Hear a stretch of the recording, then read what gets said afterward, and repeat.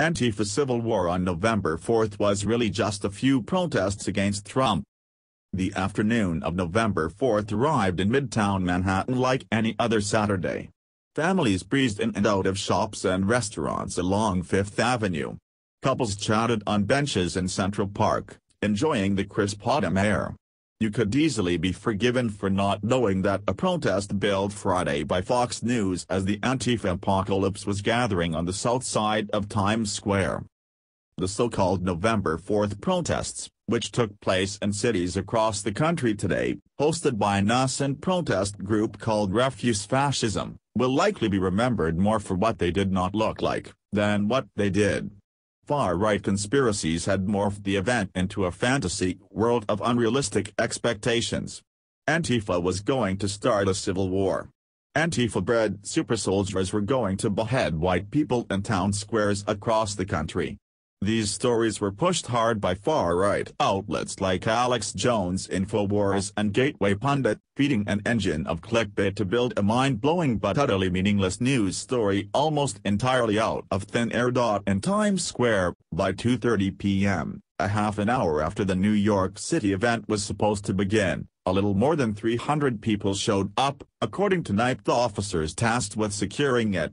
Many of the signs Refuse Fascism had prepared sat stacked against the metal railing. Organizers handed out leaflets about the Revolutionary Communist Party, an older, radical group with ties to Refuse Fascism. Over 1,000 people had previously committed to going to the November 4th protests on Facebook, and roughly 5,000 had pledged interest, but when all was said and done, burgeoning leftist groups like Democratic Socialists of America, DSA, protest mainstays like Industrial Workers of the World, IWW, and the masked anarchists that had captured the imagination of people on the far right failed to attend. Roughly 5 Trump supporters showed up to counter the demonstration. In the words of Christopher Lehman, a 56-year-old Trump supporter who made the trip from Belmar, New Jersey to counter the event, "I thought there would be more of them. I thought there would be more of us too." Lehman, who brought an American flag and wore a jacket with Trump written across the back in big letters, said that someone had to come to support the president. The stated goal of the protest was, according to Refuse Fascism, to create a sustained movement on the streets to remove Trump's administration from office. The group ran an ad in the New York Times on page 5 this week: "The Trump/Pence regime must go. November 4th. It begins. Be there. Join with the thousands." Refusefascism.org, it proclaimed in stark black and white.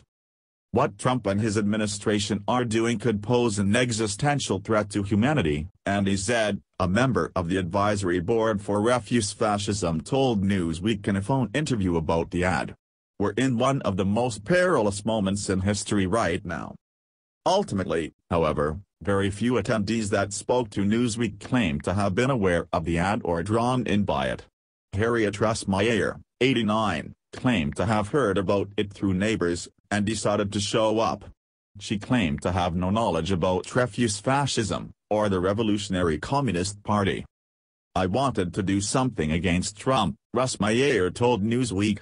"The lies and the incredibly backward worldview he has.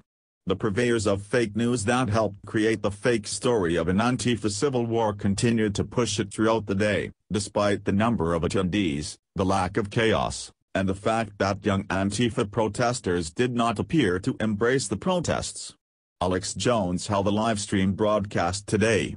His website led with the headline "November 4th, Antifa launches Communist Revolution in United States."